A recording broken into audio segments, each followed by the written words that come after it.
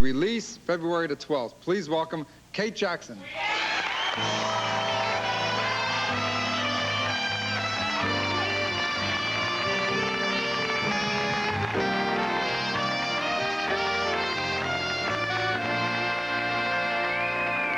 I'm gonna tell you.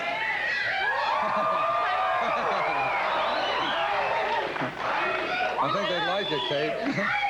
I gotta tell you something. I didn't know until we were backstage. I've met you a few times, and I've met you always in restaurants, and you're always seated. Yes. Right? We talked once at Caesar's Palace, once in New York, and I didn't know you were this tall. 5'7" and 3/8, almost 5'8". Yeah, 5'8". I thought you were really short. Well, I'm 6'2". People think I'm short. You don't look short to me, David. No, not in person, right? No, you're right.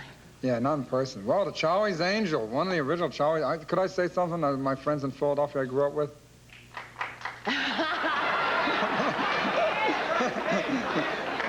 These people are nice. Where did they come from? I don't know. We're bringing them back, though. They're great. What about the... Oh, she didn't really mean it. Calm down. It took us 9 hours to go through your cities. I think they've got a hell of a lot more to say than I do, to tell you the truth. They're taking a hell of a lot more than you're taking. That's what it is. When you worked on Charlie's Angels, now that is a top-rated show, and it's #1, and everything's going great. Well, what shows do you watch? What do you watch? I watch 60 Minutes. Yeah. I watch Dynasty. Yeah.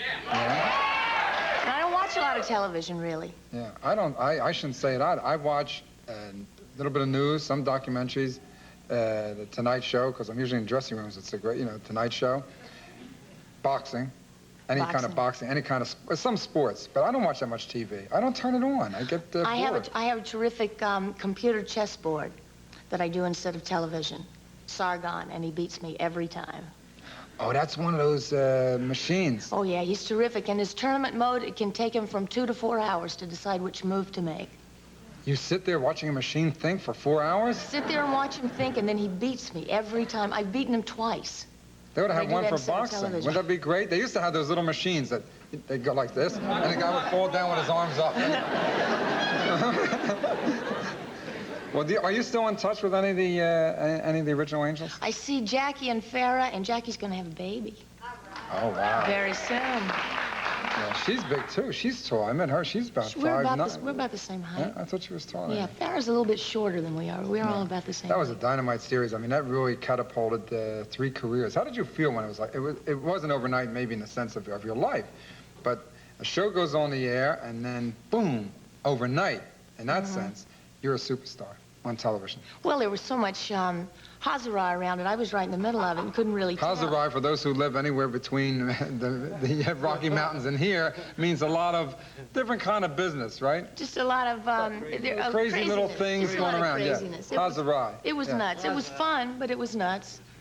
Well, what bothered you the most about being when you first hit it and you were a big star? What was the first thing? What bothered me the most? Yeah, what bothered? Anything bother you about it? It bothers me a little bit when I'm out and around and people stare, sort of. The gawkers. It just makes me nervous. Yeah, the gawkers. Well, they're not really gawkers, and they don't really mean any. They only do it because they like you, I think, I hope. But it just makes me nervous because I'm shy anyway, and I think if they're staring at me, there's got to be something wrong. Well, you know what you can do? You can do it. I used to do this as a kid. I used to run up the street corners. I find if I just take my clothes off, then usually it... Well, there'll be a little more staring. It's easier from there. Yeah, I would think so. Everything is. What I used to do as a kid on the corner to amuse myself, and I do this if people stared at me in the beginning, because it really used to get me crazy. I don't mind someone coming up, how you doing, David, right? Yeah. When I'm eating, or wave or something, a little wave. It's when they're like, and they're watching every move. So what I did one night, and I happened to be eating spaghetti, and I just let one of them hang out. What I used to do at the bus stop is I used to stand and wait for the bus and let a strand of spaghetti hang out of my fly, but that's when I was a kid. That's a little bit of madness. Well, you're not from California. No, I'm from Alabama. Alabama? Yes, Alabama. And I have a house in Utah now. Where did you get an accent? I mean, where's your accent? It's there. You don't hear it? No. I came back from New York last night. You're from New York, aren't you? Yeah, I live there, yeah. These people are Yes, definitely. These people are from New York. I came back from New York last night, and it sounds to me, I can really hear it now, the accent. You can't hear it? A Southerner? No, usually, you know, girls from the South, they talk real so slow. Sometimes when they say no, they already did. You know what I mean? I mean, they talk slowly. But Some water? Yeah, some water? Sure. You got a glass of water. We'll get you some in just a moment. In the meantime, you may have mine. Thank you very much. Excuse me. This'll do you a lot of good. That'll make it much easier to talk. Yeah, any germs in your body are now dead. But don't smoke. Well, when you were, what, did you go to training to get rid of your accent? Because you really don't have that Southern accent. Well, I was 19 when I left, so I've been gone Still. 3-4 years. So, Yeah, right, so... You know, you lose it quickly. Yeah, I understand. I used to have an accent. What kind of an accent? Well, they think it's a New York accent. It's not. It's a Philadelphia accent. We say things like, we say on. Put it on. Yeah. Other people say something else. I don't know what it is. We'd say on. Put it on. That's it in the South. Put it on. Put it on. And they like to say this. They say, damn. They put an L on there. Damn. Right? Yeah. And then their favorite word is SH, 12 E's, and a T. That's right. And I was going to say that. And I'm glad. Like on the bed, you know, a sheet on the bed. Oh, she. Yeah, on the bed. They like that. I couldn't spell it until I moved to New York. Oh, yeah, they can really. I mean, when they have graffiti, it takes a whole wall just to get that one word. Well, you started out, I understand one of your early jobs, you were a tour guide At NBC in New York. Isn't that...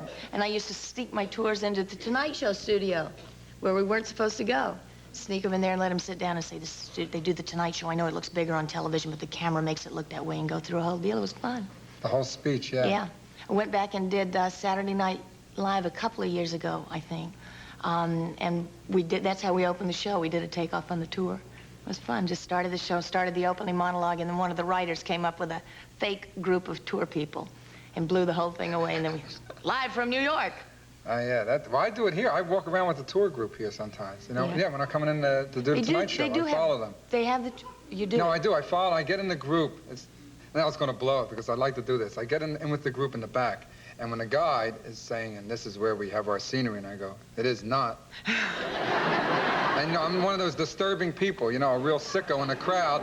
And you know how when there's a sicko, you don't want to look at him? So no one really turns to look for a while until I really get... when they come over and they say, and the Tonight Show is here, and I said, is not. And then they'll turn, and the guide will look up, and then they'll turn around. There I am. Ha. We got to take a break here? Oh. Oh, right, the movie, right, the film clip. What is it? Well, first, you have to set up the movie, right? That's a great title, you know? Do you know anything about it? Yeah, I know about it. You know a little bit about it? Yeah. Oh, Yeah. I understand. Making love, You guys right? know anything about it? Making love? I know a little bit, yeah. Can I just say something Yeah, short sure. about the film clip? Of course. 'Cause there were two, and I'm not sure which one is even here. All right, set up both of them, then we'll be surprised which one. Well, it's, the movie is really, I think, basically about living, loving, and letting go when you have to. Mm-hmm. And it does deal with homosexuality. What do you... Sure, look at this, a guy from Utah who sucks wood.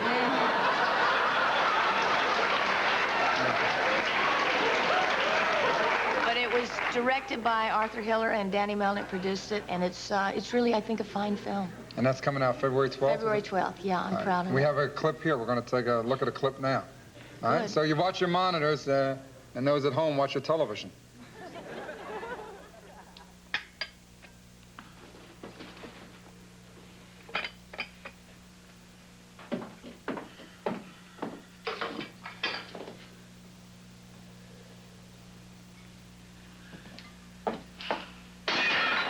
All right, look, we're going to cut this out, and we're going to talk. You cannot do this to me. It's not fair. Now, I don't know what to do. I don't know what to say. I don't know how to hold you. I don't know whether I should even try to hold you. God, Zach, we've always gotten each other through because we've never been afraid to share. You've closed yourself off, and I feel helpless. I don't know what to do. You gotta tell me, or you Are you sick? Are you in trouble? Is there another woman? Look, whatever it is, I can handle it. I can handle it no matter what it is. But I cannot handle the silence.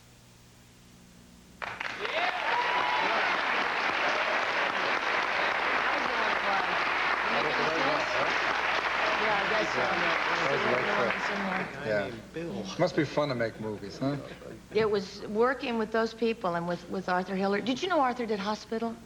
No. That's one of my favorite movies in the world. Oh, that was great with George C. Scott. Yeah, Shows no, about yeah, how- yeah. right, And the right? Americanization of Emily and the Out-of-Towners, and just, it was wonderful to work with those I like that people. hospital because that's what really happens in hospitals. I had a man next to me in the hospital. I couldn't believe it. Man next to me. You know, some people think they're dying and they're not. I think he had like a wart removed from his chin. It was I mean, this is a truth. And he's lying in this, and they had plastic over him.